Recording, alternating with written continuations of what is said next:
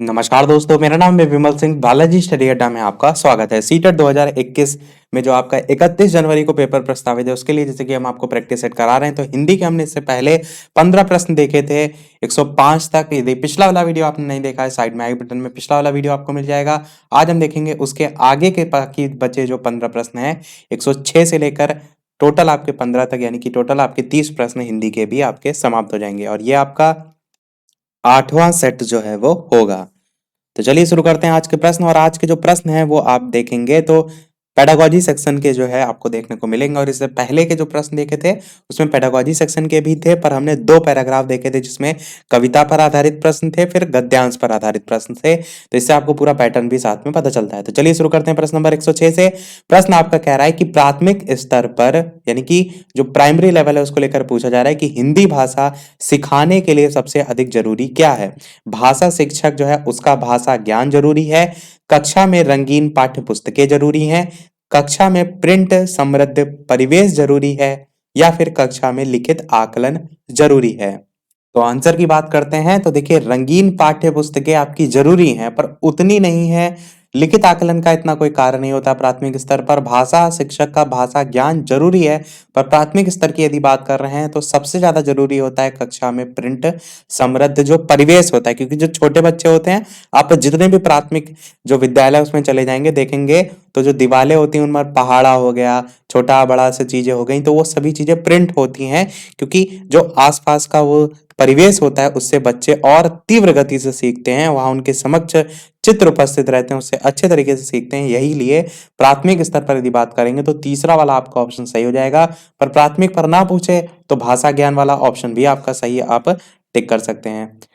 अगला प्रश्न देखते हैं 107। बच्चे बोलचाल की भाषा का जो अनुभव है वो लेकर विद्यालय आते हैं। इसका निहितार्थ है कि बच्चे जो हैं उनको बोलचाल की भाषा ना सिखाई जाए। यहाँ पे लिखा है ना कि भाषा का अनुभव वो पहले से ही लेकर आते हैं विद्यालय, तो क्या उनको बोलचाल की भाषा ही ना सिखाई जाए? इसका अर्थ क्या निकल रहा है वो बताना है आपको। या फिर दूसरा ये अर्थ निकल रहा है कि बच्चों की बोलचाल की भाषा को सुधारा जाए। तीसरा कह रहा है कि बच्चों के भाषाई जो अनुभव है उनका उचित प्रयोग किया जाए, या फिर बच्चों के भाषाई अनुभव जो है उनको कक्षा के बाहर रखा जाए। तो कक्षा के बाहर रखना तो बिल्कुल गलत है, चौथा ऑप्शन तो बिल्कुल नहीं सही होगा। अब इन तीनों ऑप्शन में से छाटिए और बताइए कौन सा सही होगा। तो चलिए बात करते हैं फिर आंसर के ऑप्शन 1, 2 या 3 में से। तो आप सभी जानते हैं जो भी बच्चे विद्यालय आते हैं उनके पास अपना अलग अलग क्षेत्रीय अनुभव होता है, तो उस अनुभव का उचित कैसे प्रयोग किया जाए ये सबसे ज्यादा जरूरी होता है। और यही बच्चे बोलचाल की भाषा का अनुभव लेकर विद्यालय आते हैं, इसका यही निहितार्थ जो है आप निकालेंगे कि वो जो भी सीख कर आया है उसका कैसे यूज करते हुए बच्चे को आप और चीजें सिखाएं, वो ज्यादा जरूरी होता है। यही आपका हो जाएगा। 108 प्रश्न कह रहा है कि भाषा सीखने सिखाने में आप किसे सबसे अधिक महत्वपूर्ण मानते हैं?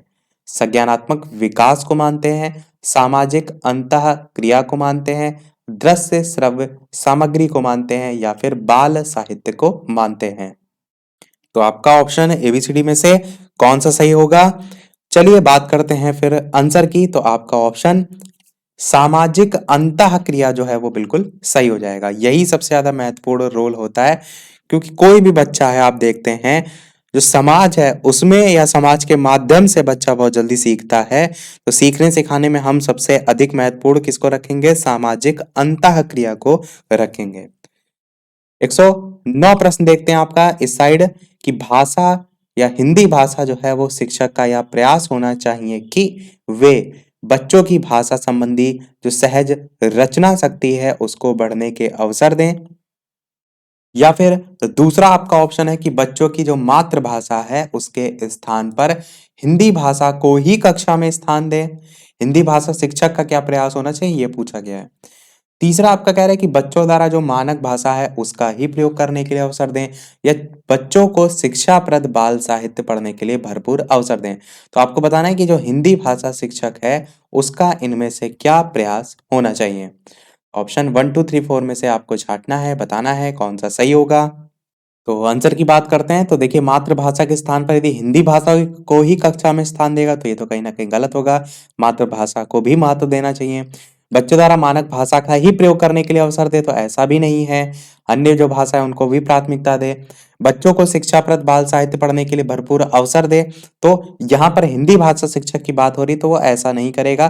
पहला ऑप्शन सबसे ज्यादा अच्छा होगा कि बच्चों की जो भाषा संबंधी सहज रचना शक्ति है उसको बढ़ने के अवसर जो है वो दें। अगला प्रश्न देखते हैं 110। कक्षा 5 के जो बच्चे हैं उनके भाषा आकलन के संदर्भ में आप किस सवाल को सबसे कमजोर मानते हैं? भाषा का आपको आकलन करना है किसके? कक्षा 5 के जो बच्चे हैं उनकी। पहला क्वेश्चन है आपका कि केशव सबसे क्या कहता होगा, कल्पना करके केशव के शब्दों में लिखो। तो क्या इस प्रश्न के आंसर से आप किसी बच्चे की भाषा का आकलन कर सकते हैं? दूसरा कह रहा है यदि इला तुम्हारे स्कूल में आए तो उसे किन किन कामों में परेशानी होगी। तीसरा कह रहा है कि अपने दोस्तों से पूछकर पता करो कि कौन किस बात से घबराता है। और चौथा कह रहा है ईदगाह कहानी में हामिद ने मेले से क्या खरीदा। ये आपने कहानी भी पढ़ी होगी, चिमटा खरीद के लाया था। तो चार ऑप्शन दे रखे हैं, आपको बताना है कि इन चारों ऑप्शन में कौन सा सही होगा। और प्रश्न में पूछा गया है सबसे कमजोर बताना है जिसके माध्यम से बच्चे का आप भाषा आकलन ना कर पाए, ये ना चेक कर पाए कि बच्चे को कितनी भाषा आती है, उसको कितनी जरूरत है। तो आंसर की बात करते हैं तो ऑप्शन 1 2 3 4 में चौथा वाला ही आपका ऑप्शन सही हो जाएगा, क्योंकि इसका एक वर्ड का आंसर होगा जिससे आप किसी भी बच्चे की भाषा का आकलन नहीं कर सकते। मैंने अभी आपको आंसर ही बता दिया कि ईदगाह कहानी में हामिद ने मेले से क्या खरीदा था। तो जैसे बच्चों से आप पूछेंगे क्या खरीदा था तो बच्चे कह देंगे चिमटा खरीदा था। तो क्या इस आंसर से आप बच्चे की भाषा का आकलन कर पाएंगे? नहीं कर पाएंगे।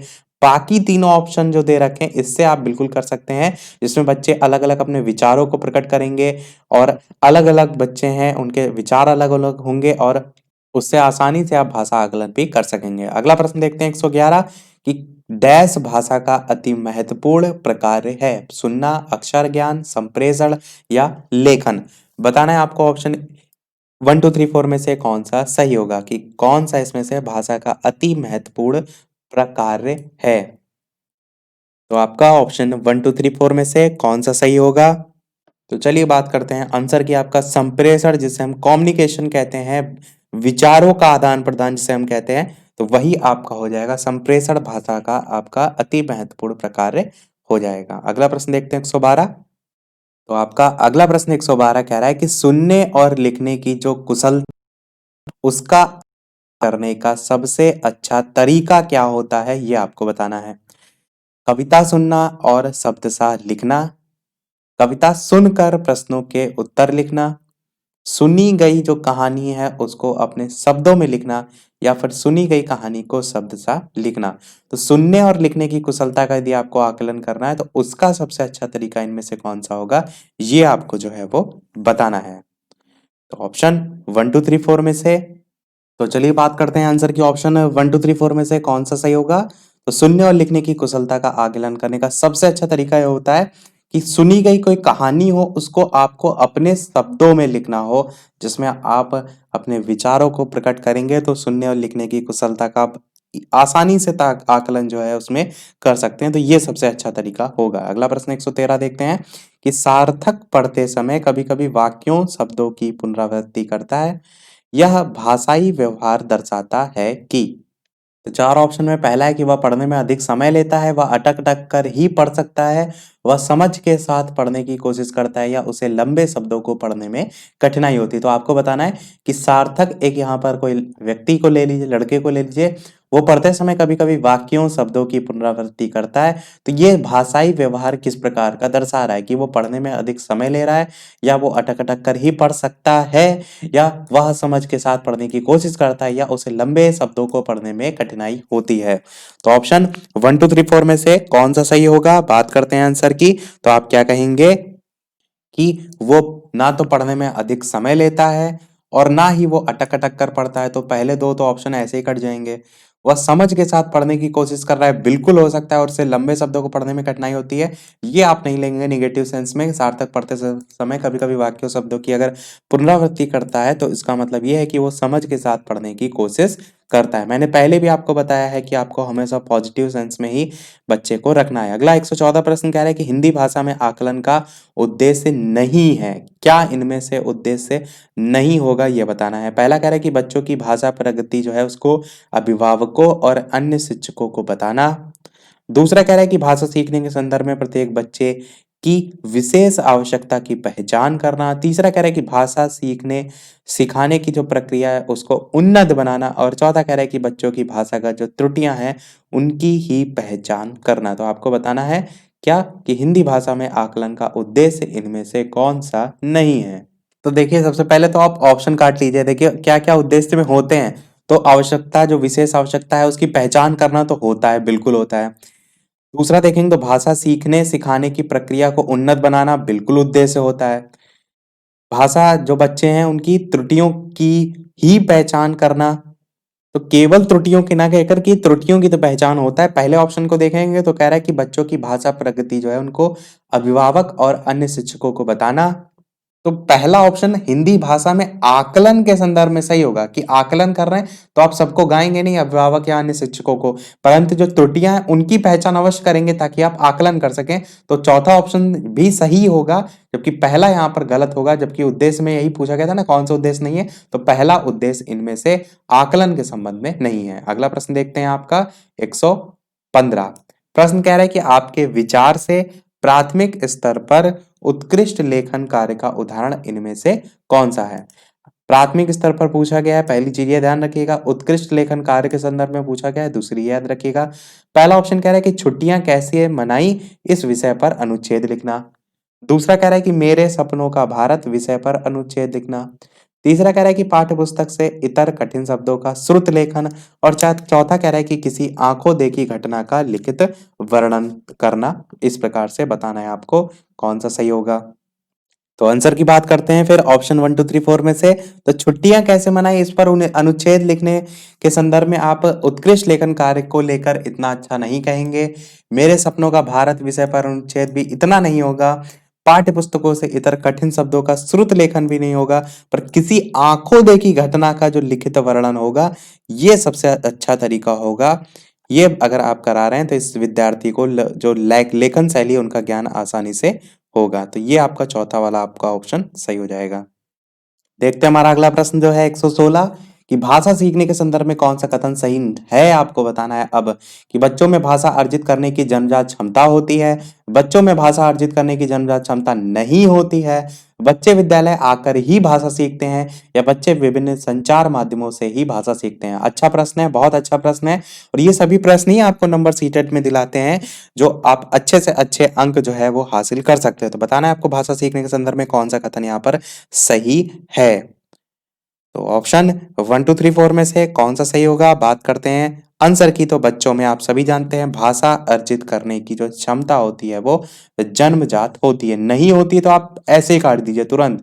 बच्चे विद्यालय आकर ही भाषा सीखते हैं तो ऐसा नहीं। अभी मैंने एक कथन बताया था कि बच्चे अपने साथ अनुभव लेकर भी आते हैं अलग अलग भाषाओं का, तो उसको लेकर ही तो विकास को लेकर मैंने बताया था। तो तीसरा बिगड़ जाएगा।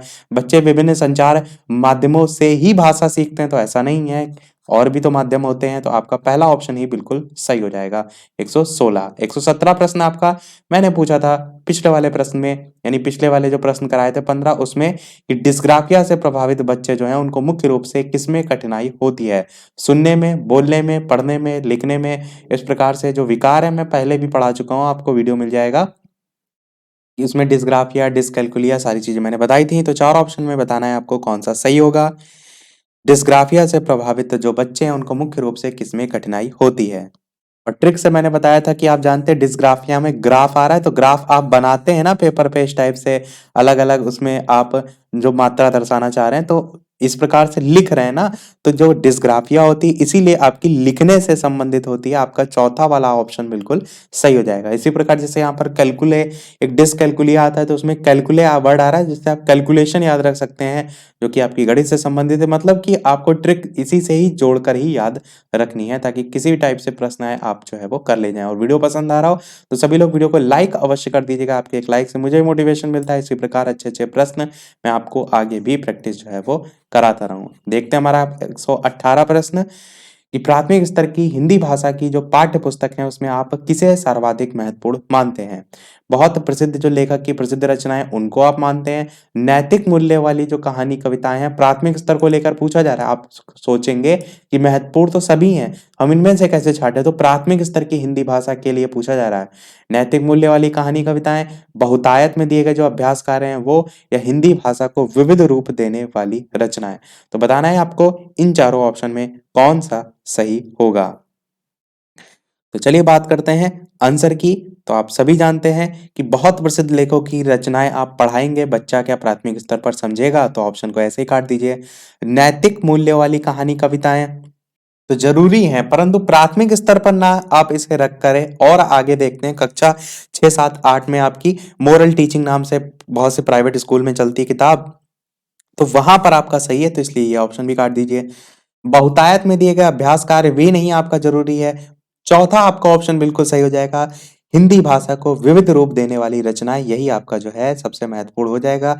जब बात की जाएगी प्राथमिक स्तर की हिंदी भाषा की पाठ्य पुस्तकों में आप किसे सबसे महत्वपूर्ण मानते हैं?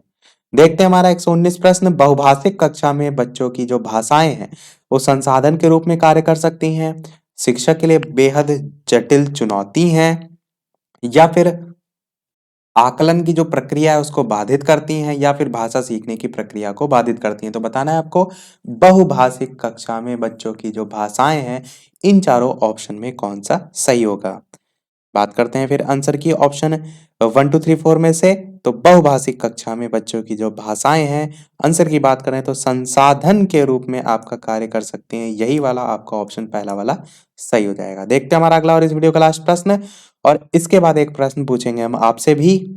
जैसा कि सभी वीडियो में हम आपसे एक ना एक प्रश्न पूछते हैं। तो प्रश्न है आपका 120 कि भाषा सीखने और भाषा अर्जित करने में अंतर का मुख्य आधार क्या होता है? भाषा की पाठ्य पुस्तकें होती हैं, भाषा का लिखित आकलन होता है, भाषा का उपलब्ध परिवेश होता है, या भाषा की जटिल संरचनाएं होती हैं। तो भाषा सीखने और भाषा अर्जित करने में अंतर का मुख्य आधार क्या होता है, ये आपको बताना है। तो चलिए बात करते हैं आंसर की। ऑप्शन 1, 2, 3, 4 में से कौन सा सही होगा? तो आपका आंसर भाषा का उपलब्ध परिवेश जो है वो बिल्कुल सही हो जाएगा। यही मुख्य आधार जो है आपका होता है। अब पूछते हैं वो प्रश्न हम, जैसे कि सभी वीडियो में हम आपसे एक ना एक प्रश्न पूछते हैं, पर वो प्रश्न पूछने से पहले वीडियो अभी तक आपने लाइक ना किया हो तो एक लाइक तो आपका बनता ही है। इतने अच्छे-अच्छे प्रश्न हम आपको करा रहे हैं। चैनल पर नए हो तो सब्सक्राइब करके भी अवश्य जुड़ जाइएगा, और टेलीग्राम चैनल से नहीं जुड़े हैं तो वीडियो के डिस्क्रिप्शन में आपको लिंक मिल जाएगी, सर्च करके भी जुड़ सकते हैं। देखते हैं अब हमारा वो प्रश्न। तो ये है आपके लिए प्रश्न जिसका आंसर आपको वीडियो के मेन कमेंट में टाइप करके बताना है। प्रश्न है आपका कि पढ़ने का जो प्रारंभ है वो किससे ही हो और किसी उद्देश्य के लिए हो, ये आपको बताना है। अक्षर पहला ऑप्शन, शब्द दूसरा ऑप्शन, वाक्य तीसरा ऑप्शन, अर्थ चौथा ऑप्शन। इस प्रकार से ऑप्शन 1, 2, 3, 4 में से कौन सा सही होगा? प्रश्न नंबर भी 125 है, तो 125 का कौन सा सही होगा, इस टाइप से आप वीडियो के मेन कमेंट में टाइप करके बता सकते हैं। तो देखते हैं कितने लोग इसका आंसर सही बताते हैं। इसी के साथ हमारे आज के सभी प्रश्न समाप्त होते हैं, और जो हम एक सेट करा रहे थे उसमें सभी हमने प्रश्नों को भी करा दिया। तो इसी के साथ हमारे आज के सभी प्रश्न समाप्त होते हैं। आज की वीडियो में इतना ही। वीडियो पसंद आया हो तो लाइक अवश्य कीजिएगा, चैनल पर नए हो तो सब्सक्राइब जरूर कीजिएगा। मिलते हैं फिर अगले वीडियो में नए टॉपिक के साथ। तब तक नमस्कार, थैंक यू फॉर वॉचिंग।